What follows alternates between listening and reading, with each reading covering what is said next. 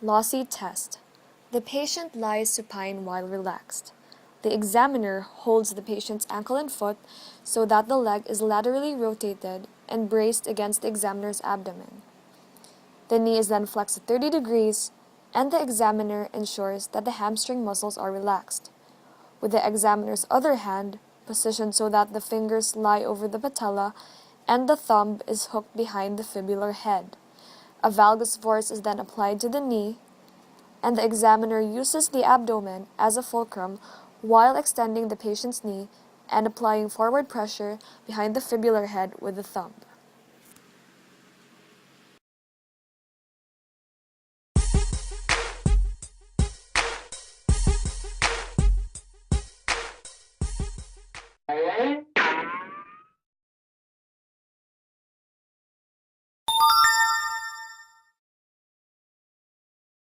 Jerk test of Houston. The patient lies supine. Hip is flexed to 45 degrees. With this test, the knee is first flexed to 90 degrees.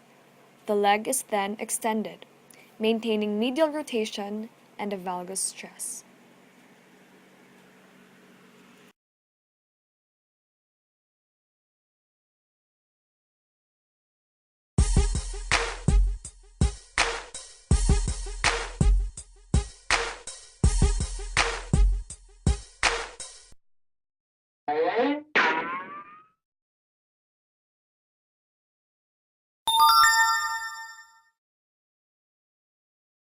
Slocum-Allery test. The patient is in the side-lying position, approximately 30 degrees from supine. The bottom leg is the uninvolved leg. The knee of the uninvolved leg is flexed to add stability. The foot of the involved leg rests and is stabilized on the examining table with the patient's foot in medial rotation and the knee in extension and valgus. This position helps to eliminate hip rotation during the test. The examiner then applies a valgus stress to the knee while flexing the knee.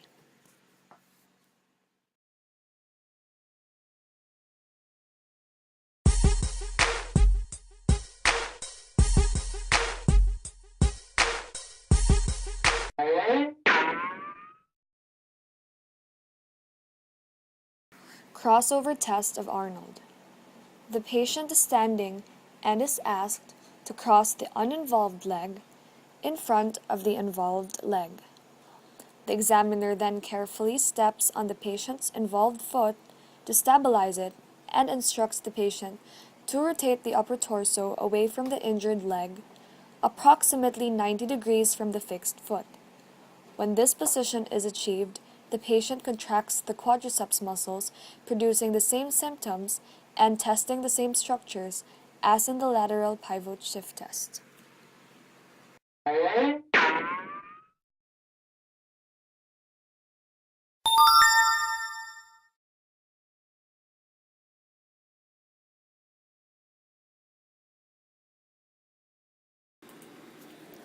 Noise flexion rotation drawer test.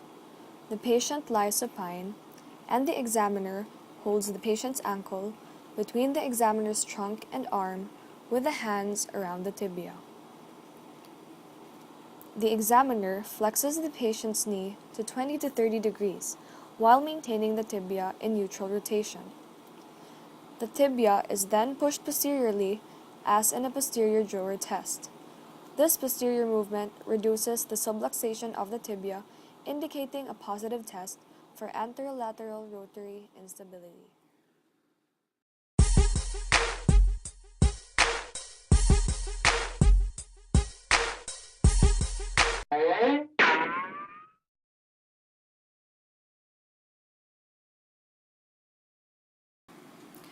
Lemaire's jaw test. The patient is in the side-lying position with the test leg uppermost. The lower leg is flexed for stability.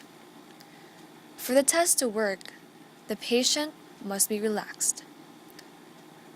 With one hand, the examiner medially rotates the tibia by grasping the foot and medially rotating it with the knee in extension. The back of the other hand pushes lightly against the biceps tendon and head of the fibula while the hand on the foot flexes and extends the knee.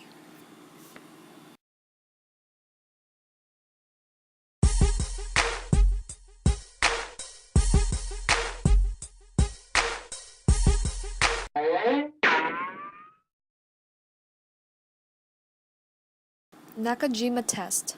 The patient lies supine, and the examiner stands on the side of the test leg. The patient's foot is held with one hand, which medially rotates the tibia. The knee is flexed to 90 degrees. The examiner's other hand is placed over the lateral femoral condyle with the thumb behind the head of the fibula, pushing it forward.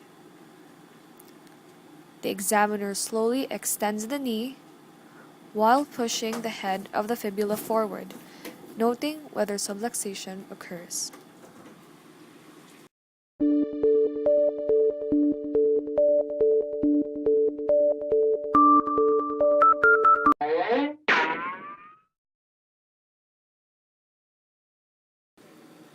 Houston's posterior medial and posterior lateral drawer test.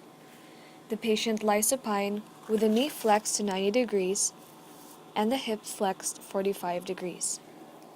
The examiner medially rotates the patient's foot slightly and sits on the foot to stabilize it. The examiner then pushes the tibia posteriorly.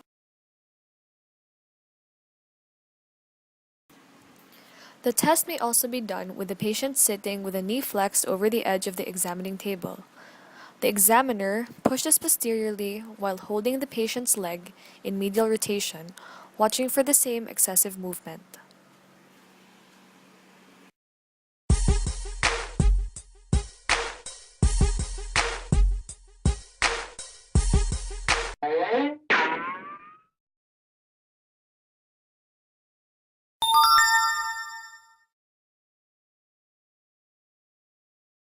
Jacob test or reverse pivot shift maneuver.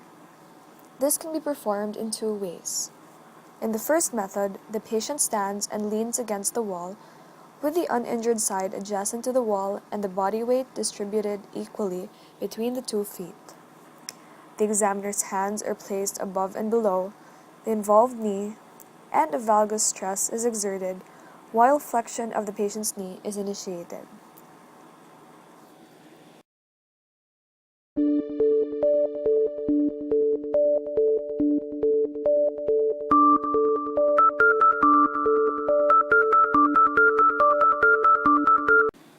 In the second method of the Jacob test, the patient lies in the supine position with the hamstring muscles relaxed. The examiner faces the patient, lifts the patient's leg, and supports the leg against the examiner's pelvis. The examiner's other hand supports the lateral side of the calf with a palm on the proximal fibula. The knee is flexed to 70 to 80 degrees of flexion, and the foot is laterally rotated, causing the lateral tibial plateau to subluxate posteriorly. The knee is taken into extension by its own weight, while the examiner leans on the foot to impart a valgus stress to the knee through the leg. The leg is then flexed again, and the foot falls back into lateral rotation and posterior subluxation.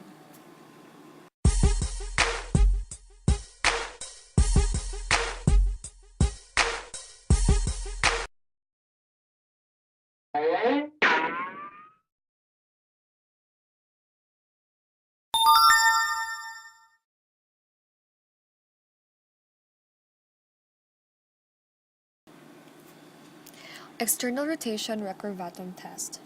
There are two methods for performing this test. In the first method, the patient lies in the supine position with the lower limbs relaxed. The examiner gently grasps the big toe of each foot and lifts both feet off the examining table. The patient is told to keep the quadriceps muscles relaxed. While elevating the legs, the examiner watches the tibial tuberosities. The affected knee has the appearance of a relative genovarum.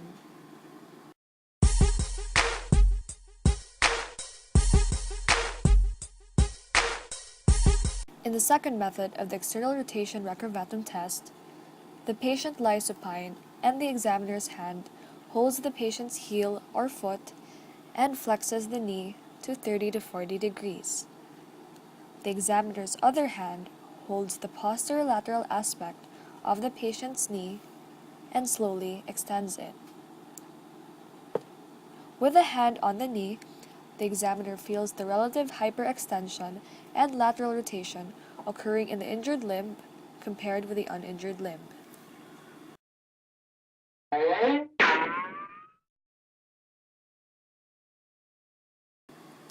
Lumorous posterolateral rotary instability test.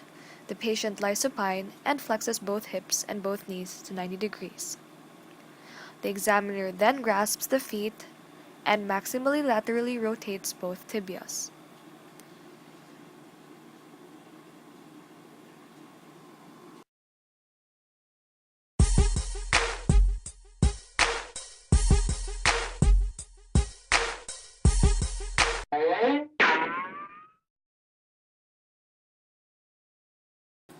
Active posterolateral drawer sign. The patient sits with the foot on the floor in neutral rotation. The knee is flexed to 80 to 90 degrees. The patient is asked to isometrically contract the hamstrings, primarily the lateral one, while the examiner stabilizes the foot.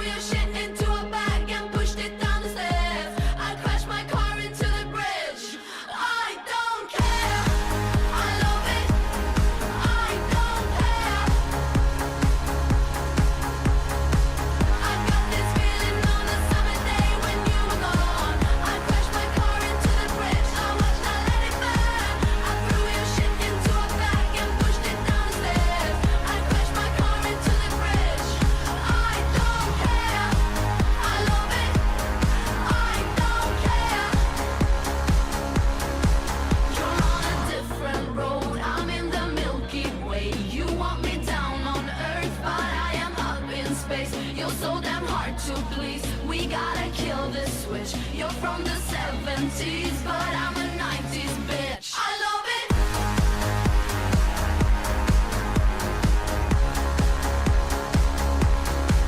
I love it.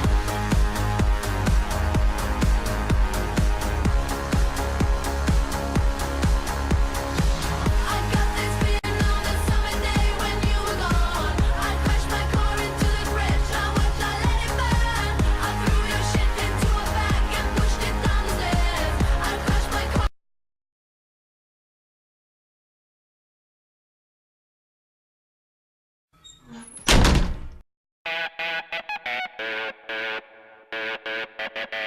Oh, I just wanna take you anywhere that you like. We could